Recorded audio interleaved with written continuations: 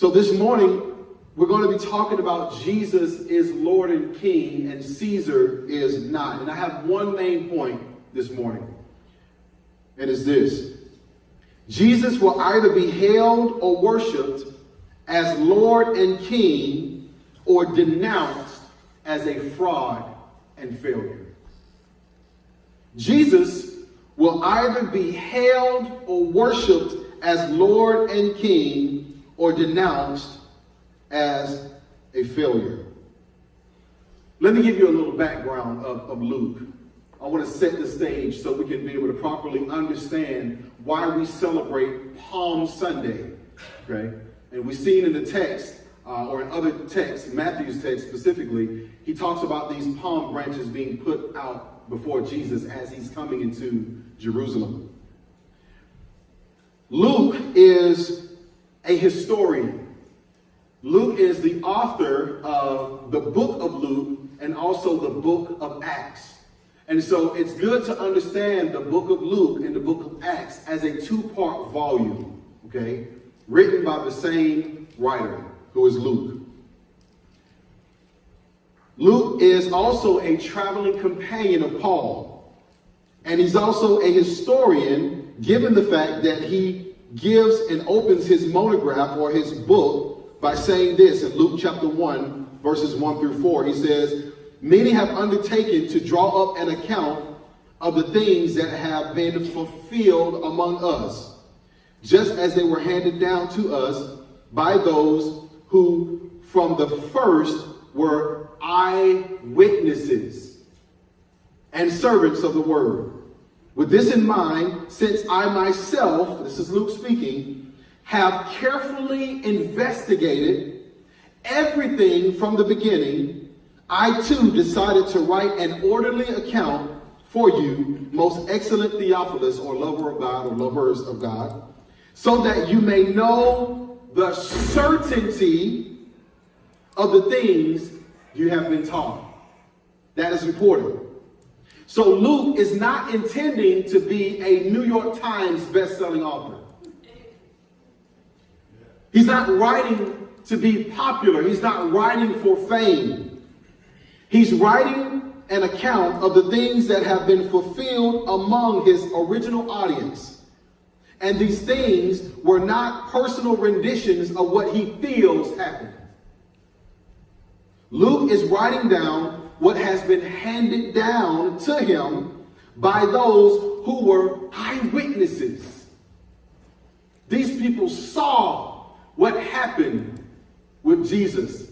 They saw what took place with the disciples. And he didn't just write it down. He says, "I have carefully investigated these things from the beginning."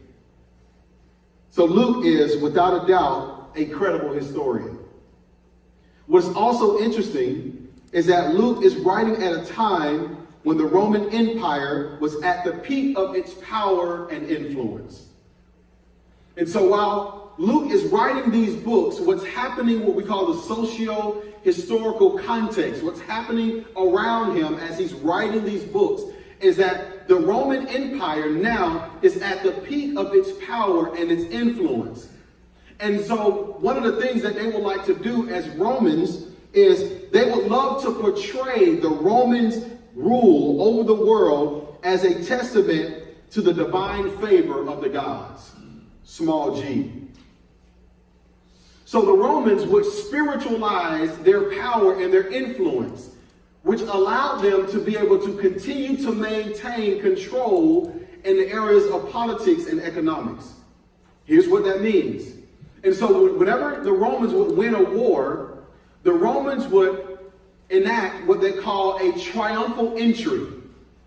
And what they would do is the emperor and all of his men, they would parade through the city. And as they paraded through the city, they would hoist or they would hold up the artifacts or the spoils of war.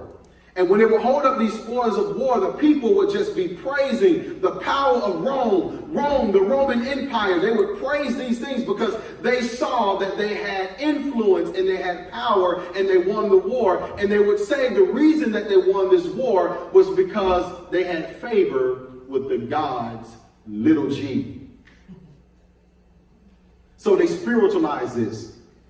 And it also allowed them to have political power. And so whenever they would have times where people would need to come into power, what they would do is they would say, hey, we have won this war. We have favor with the gods. And so you would do well to continue to allow us to be in power because we have favor with the gods. Little g. And so they would vigorously promote the Roman way in their poetry and their prose, as well as on their victory coins and in their columns. In fact, approximately 6 or 7 years before Luke wrote his 2 books, some Jews had revolted against the Romans. And they were absolutely decimated. And their temple was destroyed around about 70 AD. And in an effort to, again, display the power and the influence of Rome, once they destroyed the Jewish revolt, once they put that down and they destroyed their temple, they had a triumphal entry. And what they did was they would parade again through the city, because this was yet another foe that the Romans had put down. And they would hold up their portraits now, ancient portraits, where it has been displayed, where you would see people, the Romans, they would be celebrating on this portrait, and you would see the menorah or the 7 candlesticks held up in their hands. And if you've ever been to Rome, or if you've seen pictures of Rome, there's a place called the Colosseum. The way they built the Colosseum is they used the money that they received from selling off the spoils of war that they received from the Jewish temple. So they sacked the temple and they sold all of the goods, and they used that to build this monumental Colosseum. And this Colosseum was a place where the Romans would come and they would watch the most barbaric and terrifying things you can possibly imagine. They would watch men killing beasts and men killing men and beasts killing men. They would watch these battleships and wars that they would have right in the Colosseum. And they would also see Christians being persecuted and murdered in this Colosseum. That should give you some context and some pause when we go and we visit places like Rome and we see this monumental Colosseum. That was not a place that was meant for the praise of believers or for God. So the Romans, with all of their power and their influence, they were not happy with new religious groups who came on the scene, especially groups who displayed themselves as being antisocial, who did not worship the emperor. So think about this. They've already taken down the Jews, and they felt that the Jews were already antisocial. And now here comes this new small sect of people that follow the way, that follow the truth, and they believe in the life of the one and only Jesus Christ. These small sect of people called Christians, and they use that term originally as a negative connotation, with the negative meaning. These Christians, you're following this Christ. And so these Christians are now coming up in the Roman Empire, and they're now starting to get attention, and the Romans do not like it because they are now disturbing the peace of Rome. And if Rome wants to continue to show and display their power and influence, they want to take out anybody who stands in their way. So here comes the Christians. And although Luke himself was a follower of Christ, a Christian, he knew very well the disdain and hatred the Romans had for the Jews, and probably even more toward the Christians. But he never shied away from mentioning Roman emperors and officials in his letters, in his books. Dean Pincher says it this way in his article, The Gospel of Luke and the Roman Empire. He says, Luke is the only writer to mention a Caesar by name. In Luke chapter 2, verse 1, and Luke chapter 3, verse 1, he specifically mentions Caesar Augustus and Tiberius Caesar, along with other Roman officials, Zacchaeus and Quirinius and Herod Antipas.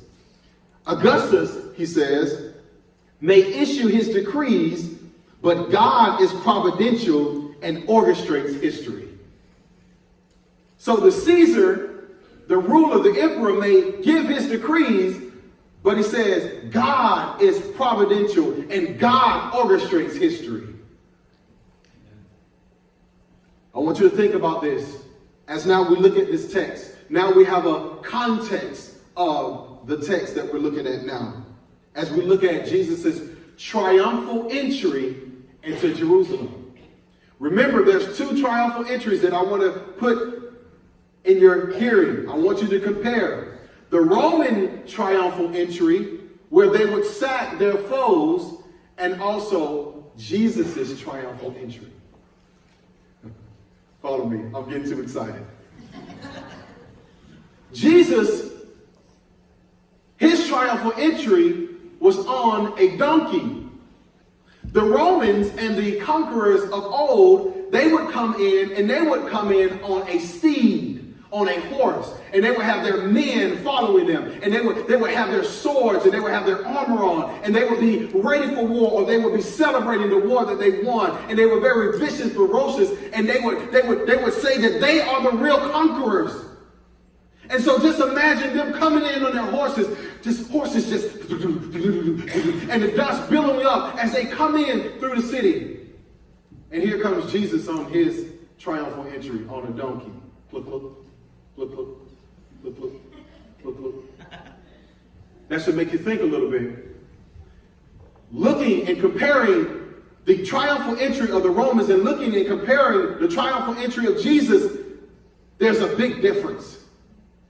And so what happened in our text, we see the people, they have put Jesus on this donkey, and they have put their cloaks on the donkey. They laid palm branches out in front of Jesus, and they're screaming, Hosanna. They're screaming, Lord saves, the Lord saves. And they're screaming these things, and they're celebrating. But they are celebrating, many of them, for the wrong reason.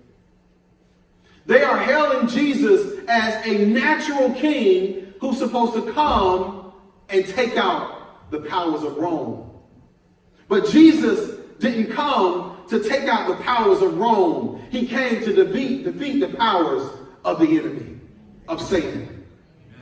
So the people that were in front of him, many of them, they looked at Jesus as being a physical savior. I want you to come and help me in my situation. Help me in my finances. Help me in my marriage. Help me where I am. Help me with my peace. Help me with my children. Help me with my job. And Jesus, that's all I'm praising you for. That's my perspective. I'm only going to believe you and trust in you if you only answer my prayers. Why should I believe in Jesus when I prayed for healing and he didn't heal? Why should I believe in Jesus when I asked him to heal my grandmother and she still died? Why should I believe in him? The people had the same problem in this text because they wanted Jesus for political reasons. They wanted Jesus for all these other social reasons. They wanted Jesus. They wanted to be a part of the new thing. But Jesus comes in and he comes as a humble servant, but yet a victorious king. And the question I have for you this morning is, how do you see Jesus? Why do you worship Jesus? How do you see Jesus as being triumphant in your own life? Do you only limit Jesus to the physical needs that you have, to the natural needs that you have, to the emotional needs that you have, or do you see Jesus as having eternal implications for your life? Jesus says, the main reason that I come and I can heal you, be clear about that. The main reason that I come and I can deliver you, be confident about that. Be clear about that. I can help you. I can give you peace in this body. But the ultimate reason that I come is not for your physical pleasure in this life now. The ultimate reason that I come is not for our physical happiness in this life now. I didn't come just to bring you a husband. I didn't come just to bring you a wife. Don't just pray to God, and if he doesn't answer your prayer, you now don't believe. Paul said it Yes, he says to live is to Christ and to die is gain. Paul says in 2 Corinthians, he says this body is wasting away. As this body is wasting away, hear this, these light and momentary afflictions, what you're going through right now, they do not compare to the weight of glory that shall be revealed. I know you're going through what you're going through. We're all going through things where there's no temptation that's uncommon to man. All of us have situations. All of us have struggles. All of us have pain. But Jesus is saying, if I don't fix your immediate pain, be confident and sure that I have secured your eternal salvation.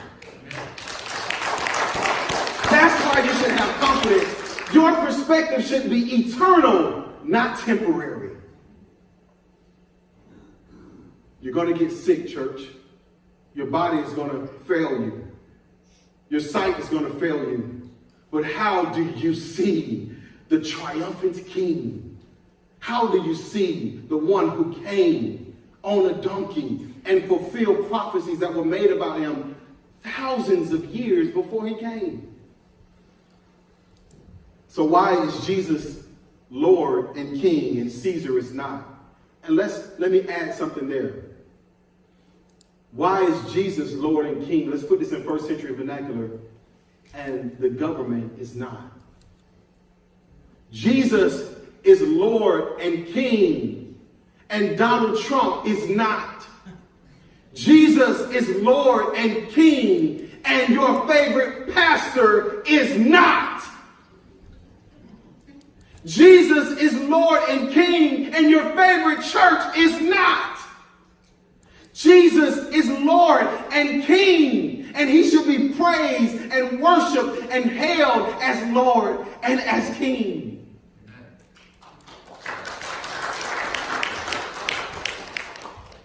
Hear this. So why is Jesus Lord and King and Caesar is not? Hear this. Jesus is the eternal Son of God, the third person of the triunity of God. Caesar is not. Jesus fulfilled hundreds of prophecies spoken about him thousands of years before his coming. Caesar did not. Jesus was born of a virgin. Caesar wasn't. Jesus was the Word made flesh. Caesar wasn't. Jesus lived a sinless life. Caesar didn't. Jesus loved the world. Caesar didn't. Jesus healed. Caesar couldn't. Jesus performed the miracles. Caesar couldn't. The wrath of God was poured on Jesus for the sins of the world, not on Caesar. Jesus was flogged and crucified for the sins of the world. Caesar wasn't. Jesus gave up his life as a ransom for many. Caesar didn't. Jesus was raised from the dead. Caesar is still dead. Jesus ascended back to the Father as an eternal mediator between God and humanity. Caesar is still dead. Jesus is coming again to put a wrong world right. Caesar is still dead. We will live eternally with Jesus, and Caesar will still be dead. This is why Jesus has to be hailed and worshiped as Lord and King, not just of the world, but of your life. Is he master of your life? Is he the ruler of your life? When you make him Lord and King of your life, you make decisions differently. You begin to treat people differently. You begin to worship differently. Your passion and your desire to please him becomes even more and more important in your life. Reading the Bible, studying his word, becomes more important in your life when he becomes Lord and King. Who is the King of your life? Who is the Lord of your life?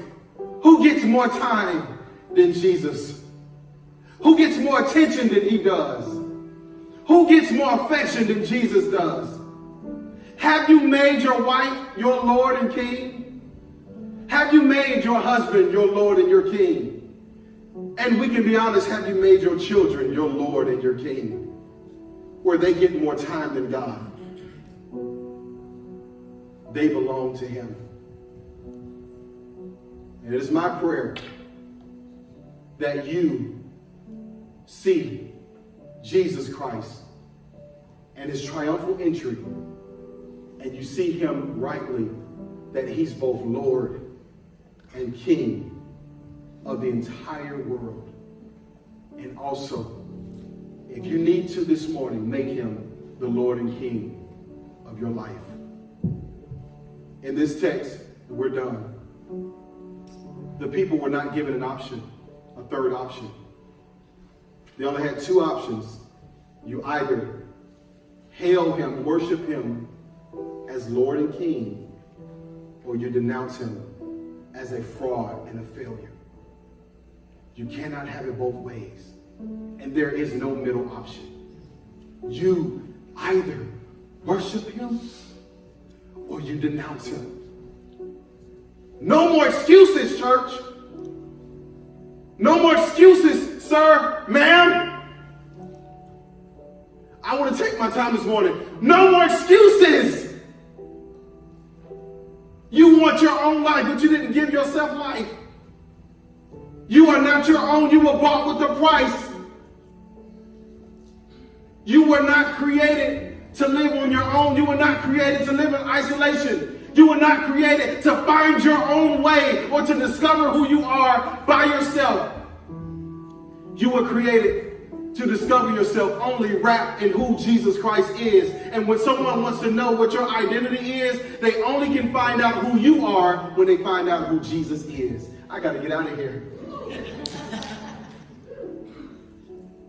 I want you to believe.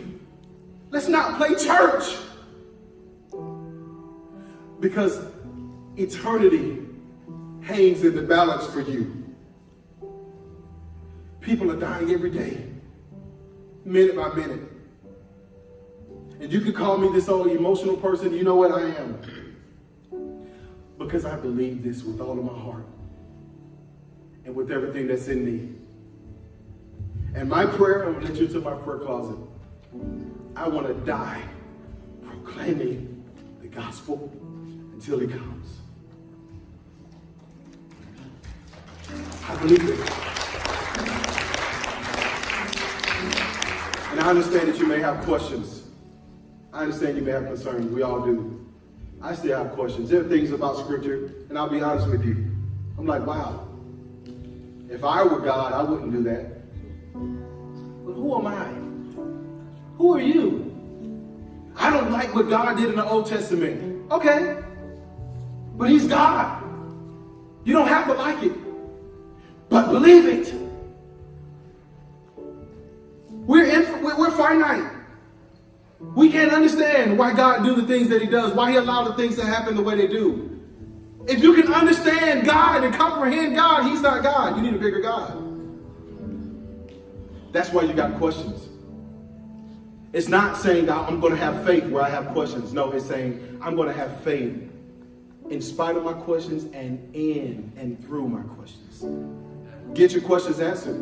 But if your question can't be answered, know that he exists by seeing the physical things that happen in the world. I can breathe, I can touch, I can taste, I can smell, I can comprehend, I can think, I can examine, I can focus, I can ask questions about who God is. He's the greatest possible being that I can ever conceive of. So there has to be something beyond me. There has to be something that created this. Man can't create life. Man can only try to procreate what already was created. Man can only use the things that were already here to be able to create the things that he thinks he's creating. But he's not creating anything. You can follow your best scientists all you want, but they have to stop at God. I gotta go. I gotta get out of here. I gotta get out of here.